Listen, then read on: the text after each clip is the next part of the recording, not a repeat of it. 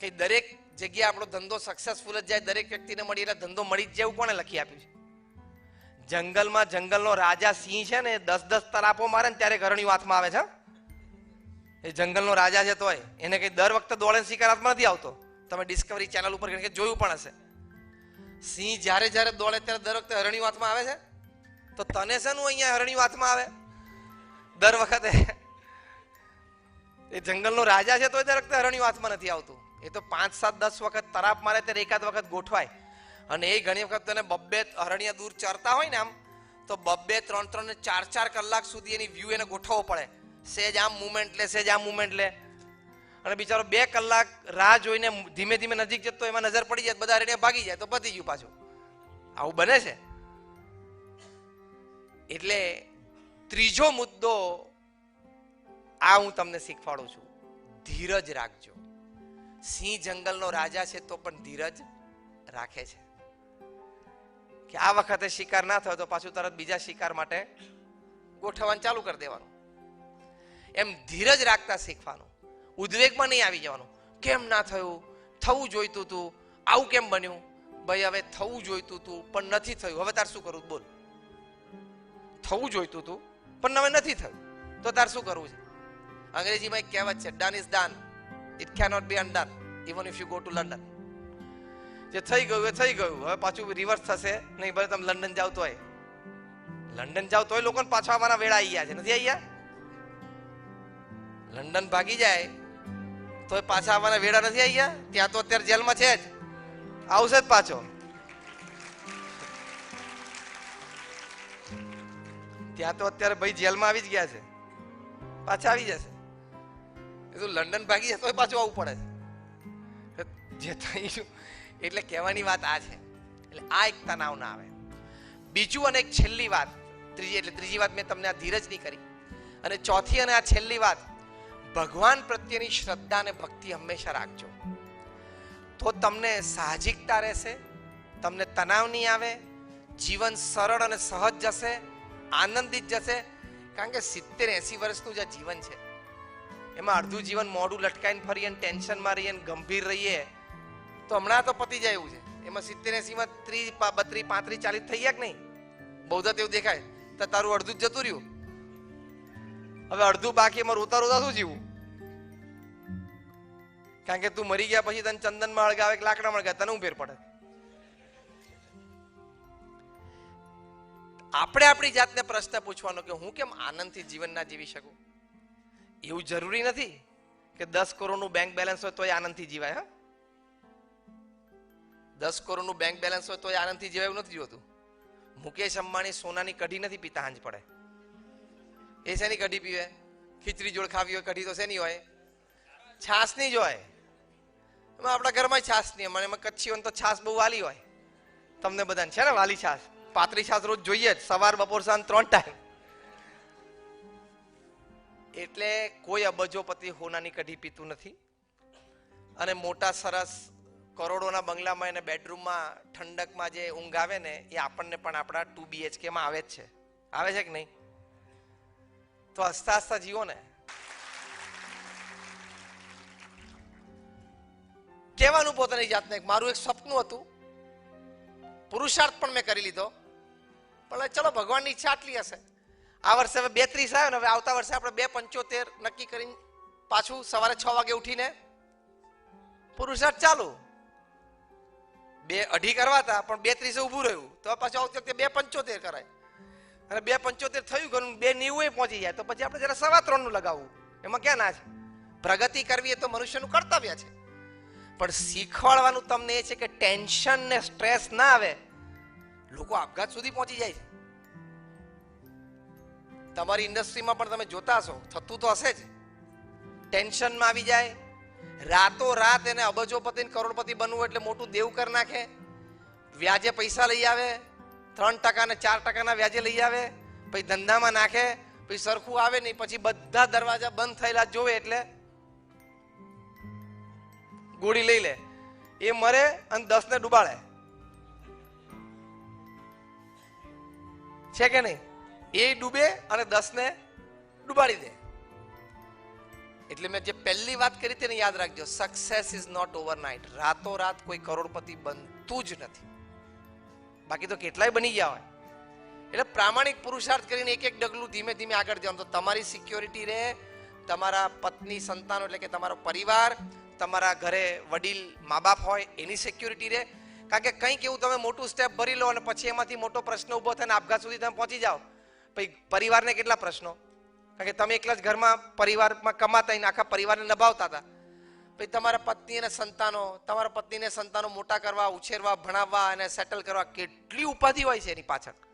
ત્યાં તો ઠીક ગોળી લઈ લીધી, તારે નિરાશ થઈ ગઈ,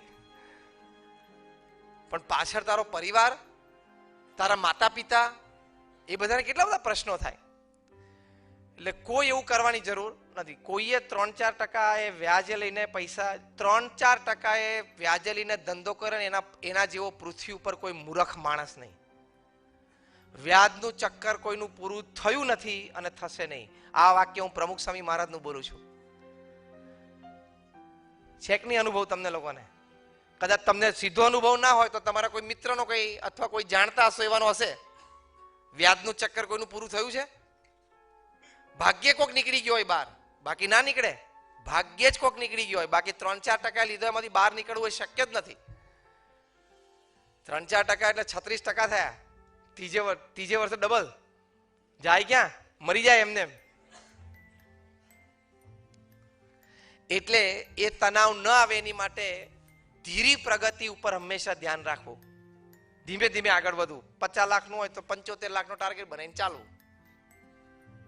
મેં કહ્યું એમ 2 કરોડનો ટર્નઓવર હોય તો 2.5 કરોડનો ટાર્ગેટ બનાવીને ચાલુ. પણ 2 કરોડ થયા ને હવે તો લગભગ આપણું ગોઠવાઈ ગયું છે અને બોસ આપણે કોન્ટેક્ટ ઘણા બધા થઈ ગયા છે. બોસ નહીં, નોકર થઈ જઈશ. 2 માંથી 10 કરોડ સીધું પહોંચાય નહીં. કોઈ લકી શોટ કંઈક વાગી ગયો તો ઠીક છે. એટલે ભગવાન શ્રી કૃષ્ણ આપણને આ સિદ્ધાંત સમજાવ્યો છે, હંમેશા યાદ રાખજો. કર્મણ્યેવાધિકારસ્તે મા ફલેષુ કદાચન. કર્મ કરવું એ તારો અધિકાર છે, તારી ફરજ છે, અને પરિણામ ભગવાન કૃષ્ણે કીધું કે હું નક્કી કરીશ. એટલે જે પરિણામ આવે આપણે સ્વીકારી લેવાનું. એટલે આપણને કોઈ જાતનો ટેન્શન રહે નહીં. એટલે પહેલી રીતે જે તણાવ ના આવે એ આપણે નૈતિકતા અને પ્રામાણિકતાની વાત કરી. બીજી વાત જે તણાવ ના આવે એની માટે આપણે આ વાત કરી કે જે કંઈ પરિણામ આપણા પુરુષાર્થ પછી આપણને મળે આપણે સ્વીકારી લેવાનું અને ફરી વખત પુરુષાર્થ માટે તૈયાર થઈ જવાનું. બીજી દિવસે સવારે 6 વાગે રેડી. એ જ આપણું મનુષ્યનું જીવન છે. કારણ કે 70-80 વર્ષે અમે આંખ બંધ થવાની છે તો રોતા રોતા શું જીવવું? હકીકત છે કે નહીં? આ સિદ્ધાંત, આ સમજદારી હકીકત છે કે નહીં? હા કે ના? 70-80 વર્ષે ગમે તેનું જિંદગી પૂરી થઈ જાય છે તો પછી રોતા રોતા શું કામ જીવવું? એટલે ધીરજ રાખવાની. એ હસતા હસતા જો કાયમ જીવવું હોય ને, તમે ભગવાનમાં શ્રદ્ધા અને ભક્તિ રાખજો. આ હું એક સંત છું એટલે વાત કરું છું એવું નથી. વૈજ્ઞાનિક દ્રષ્ટિકોણથી પણ આ બધી વાતો ખૂબ સાબિત થયેલી છે કે તમે ભગવાન પ્રત્યેનું નામ સ્મરણ, ભગવાન પ્રત્યેની શ્રદ્ધા ભક્તિ રાખશો તો તમને તમારા જીવનમાં ઘણા બધા સદગુણો પ્રાપ્ત થશે, ઘણી સ્પષ્ટ વિચારધારા પ્રાપ્ત થશે, ઘણી સમજણો દ્રઢ થશે. વર્તન સંબંધી પણ તમને ઘણી બધી પ્રેરણાઓ મળશે. લોકો કે ધર્મની શું જરૂર છે, પણ ધર્મના ઉપદેશ તમે પાડશો તો જ જીવનમાં સુખી થશો. દ્રષ્ટાંત રૂપે ધર્મનો પહેલો ઉપદેશ છે કે નિર્વ્યસની જીવન જીવવું. હું શું કહું છું કે લોકો એમ કહે છે કે ધર્મની શું જરૂર છે, પણ ધર્મના સિદ્ધાંતો જીવનમાં રાખશો તો જ સુખી થશો, બાકી દુઃખી જ થશો 110%. હું તમને દ્રષ્ટાંત દ્વારા પ્રેક્ટિકલ વાત સમજાવું. ધર્મનો પહેલો ઉપદેશ છે કે નિર્વ્યસની પવિત્ર જીવન જીવવું. હવે તમે વ્યસન કરતા હો એટલે તમે કેન્સર થવાની શક્યતા વધારે દો છો કે નહીં? અને જે દિવસે ડોક્ટર કે કેન્સર છે, દિવસે ટેન્શન કેટલું? અમે એવા પણ જોયા છે કે રોજ 50 તમાકુના માવા ખાતા હોય કે પછી પડીકી હોય કે વોટેવર કે સિગરેટ પીતા હોય, રોજ 50, તો એને 50 વર્ષ સુધી કાંઈ થતું નથી એવાય જોયા. અને સામે એવાય જોયા છે કે 2-4 પડીકી ખાતા હોય, 2-4 તમાકુ ખાતા હોય, 2-5 વર્ષમાં એને કેન્સર લાગી જાય. તમે જોયું હશે. આવડી મોટી રેન્જ છે. હવે એમાં તારા બ્લડની રિએક્શન સિસ્ટમ શું છે તને ક્યાંથી ખબર પડે? તને એમ થાય કે આ મારી બાજુની ઓફિસમાં છે ને પેલા કાકા 40 વર્ષથી મસાલા ખાય છે, એને કાંઈ નથી થતું, મને થવાનું, પણ હવે ના થાય તને થઈ જાય. એવું કંઈ નક્કી નથી, એમાં કમ્પેરિઝન નથી થાય. એમ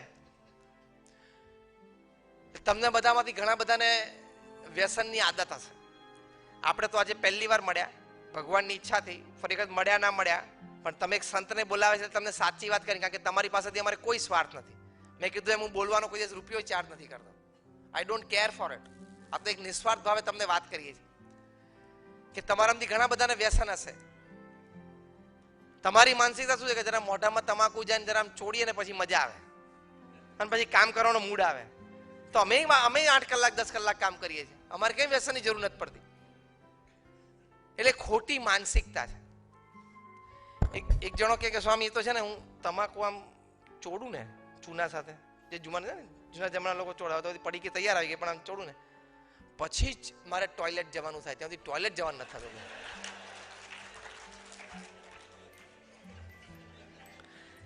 કારણ કે છે ને એણે એના માનસને આ તમાકુની આઈટમ સાથે લિંક કરી દીધી. પેલું કોમ્પ્યુટરમાં સિંક આવે છે ને, સિંક, એમ સિંક થઈ ગયું એનું કુદરતી, એટલે એનું સિંક થઈ ગયું. બાકી એવું તો શું, બાકી બધા જે નથી કરતા ટોયલેટ નથી જતા. પછી મેં એને સાયન્ટિફિક સમજાવ્યું, વૈજ્ઞાનિક દ્રષ્ટિકોણથી સમજાવ્યું.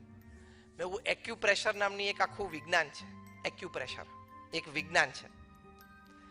ડાબા હાથમાં અંગૂઠાની નીચેનો આ ભાગ છે ને, એ કુદરતી રીતે ટોયલેટ માટેનો જ એક્યુપ્રેશરનો પોઈન્ટ છે. એટલે તું જે તમાકુ ઘસે છે ને એમાં ગરમી, એક તો ચૂનો હોય એટલે ગરમીમાં એ પોઈન્ટ વધારે દબાય, તારો અંગૂઠો દબાય છે, એટલે પછી તારે 10-15 મિનિટ પછી જવાન થાય છે. તું એમ ના સમજતો તું નાખે પછી જવાન થાય છે.